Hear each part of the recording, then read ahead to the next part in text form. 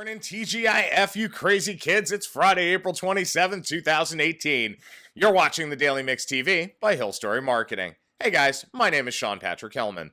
So Amazon has announced that it's increasing the price of its membership on Prime from $99 to $119 per year, citing increased shipping and fuel costs is the reason.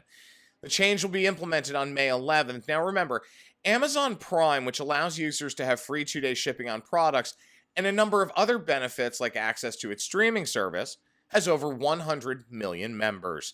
While the increase is about 20%, I get it. I mean, you've got a massive amount of rising fuel costs in the oil market. Shipping costs with logistics companies like Federal Express and UPS are going up. And then, of course, you've got the issues that Amazon has recently had with President Trump in terms of their war and talking about the United States Postal Service contract. Now, on Thursday, Amazon beat earnings expectations, doubling its profit and sending its shares to near record levels in after-hours trading. Well, guess what, folks? That ended this morning. Amazon opened up in the market with a massive surge, shares up almost over $100. Now, it may get a bit more difficult to buy a pedophile sandwich, otherwise known as a $5 footlong, at Subway. The chain announced plans to close over 500 U.S. doors this year after closing 800 last year. The chain is still mostly located in the U.S. with just under 26,000 stores after those closings. Subway's had a rocky few years, folks.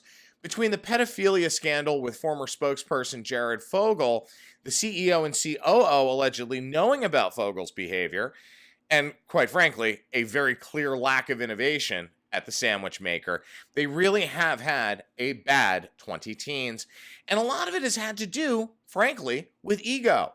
If these guys had, not rested on their laurels, if they had done the right thing with respect to Jared Fogle and the children that were affected by him, things would have been very different for the legendary sandwich chain. Subway's domestic sales fell 4.4% over the past year, while, in comparison, McDonald's rose 3.4%. The company does hope to make up those domestic store closings, though, with growth abroad. Plans to open 1,000 new doors in Germany, the UK, South Korea, India, China, and Mexico.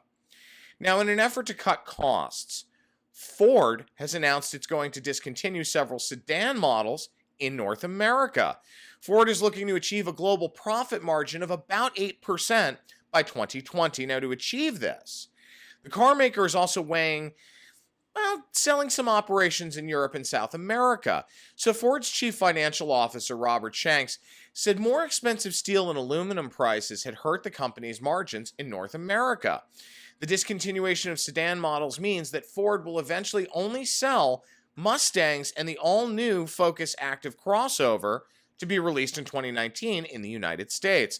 The move reflects a broader trend in the auto industry as Americans increasingly prefer trucks, SUVs, and larger format vehicles.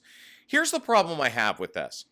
Time and time again, the reality is that trends come and go in automotive, just like every other vertical. I have spoken about this till I'm blue in the face.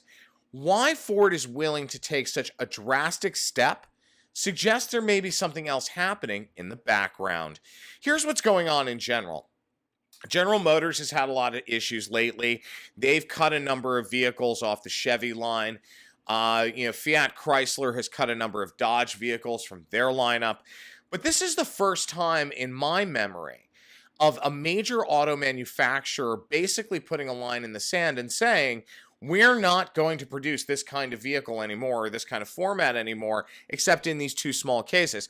You look at the Ford Taurus, which at one point was the number one selling car in the world, that's being pulled off the market as well. So it's going to be interesting to see how Ford deals with adaptation and change over the next year, especially in light of the fact the trends are very much like a roller coaster. We'll keep an eye on this one for you guys. For a little Flashback Friday, do you guys remember this? It doesn't matter where you are, when Nickelodeon there you are. Better off, I thought. Nickelodeon. Nickelodeon.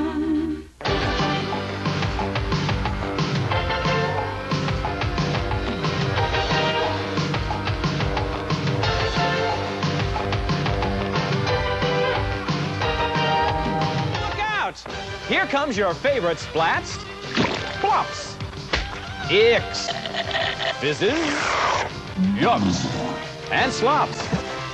Hi, I'm Mark Summers, and this video...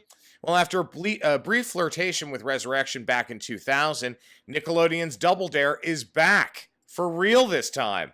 The game show favorite will return to the network this summer to give, quote, a new generation of kids the chance to compete in the messiest and most physically challenging competition of their lives, according to an announcement from Nickelodeon 2 days ago.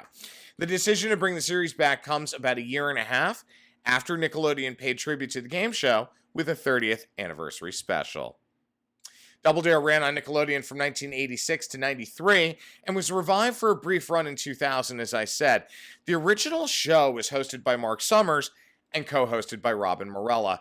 It's not known yet who's going to host the new version of this, though Nickelodeon did say that the revived series will feature appearances from Blast from the Past, longtime Double Dare fans, and stars from today. On Double Dare, two teams compete against each other for prizes by answering trivia questions and completing some often messy physical challenges, all culminating in a run of the show's kid-friendly obstacle course. A specific premiere date has not been announced yet, but I can tell you just from looking at the noise online, especially in social, it looks like Nickelodeon has a hit on their hands. My name is Sean Patrick Hillman. I'm the CEO of Hill Story Marketing. I'm also the editor-in-chief of the Daily Mix TV. Have a great weekend, guys.